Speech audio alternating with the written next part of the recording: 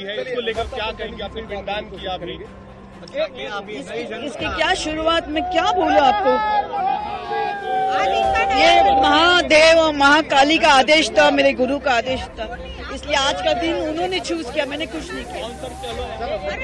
90 के दशक की पॉपुलर एक्ट्रेस ममता कुलकर्णी शुक्रवार को किन्नर अखाड़ा की महामंडलेश्वर बन गई। इस बीच वो गले में रुद्राक्ष और भगवा रंग के वस्त्र में नजर आई, जहां उन्होंने अपना पिंडदान भी किया। साथ ही अब उनका नाम ममता कुलकर्णी से ममता नंद गिरी हो गया है।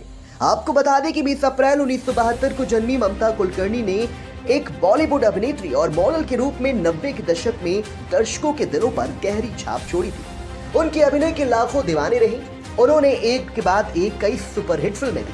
बॉलीवुड में उस वक्त उनकी सबसे ज्यादा चर्चाएं रही। ऐसे वक्त में इंडस्ट्री से वो एक वक्त से गायब हो गई, लेकिन 24 साल बाद अचानक विदेश से भारत आकर उन्होंने सभी को चौंका दिया। उनसे जब भारत छोड़ने की वजह पूछी गई तो उन्होंने बताया कि वो भारत से जाने की वजह आध्यात्म थी और उसी दौरान मेरी मुलाकात गुरु गगन गिरी महाराज से हुई। उनके आने के बाद मेरे मन में आध्यात्म को लेकर रुचि बढ़ी। इसके बाद मेरी तपस्या शुरू हो गई। हालांकि मैं मानती हूँ कि बॉलीवुड ने मुझे नाम और शोहरत दी है। इसके बाद बॉलीवुड का भी साथ छूट गया। साल 2000 से 2012 तक वे तपस्या करती रही। कई सालों तक दुबई में थी और 2 बेडरूम के हॉल में रहती थी और 12 सालों तक ब्रह्मचारी रही। बात करें अगर उनकी फिल्मी करियर की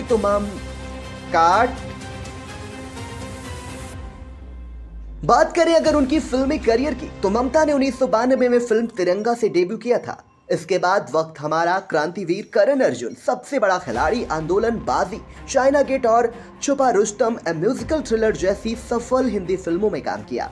इसके अलावा उन्होंने आशिक आवारा 1993 में इनके प्रदर्शन में उन्हें lux new face of the year के लिए 1994 का फिल्म फेयर पुरस्कार भी दिलाया। एक अदाकारा के तौर पर उन्होंने फिल्म कभी तुम कभी हम में दर्शकों के दिलों पर गहरी छाप छोड़ी थी।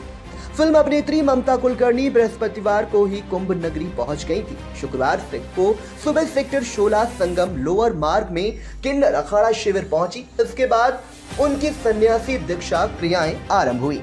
आचार्य पुरोहित की मौजूदगी में करीब 2 घंटे तक सन्यासी दीक्षा हुई। ईश्वर स्वामी महेंद्रानंद गिरी समेत अन्य संतों की मौजूदगी में धार्मिक क्रियाएं हुई। इसके बाद शाम को संगम तट पर पिंडदान हुआ। ममता कुलकर्णी 1-2 फरवरी तक महाकुंभ में कल्पवास कर रहेंगी और साधना करेंगी। Bureau report, VTV news.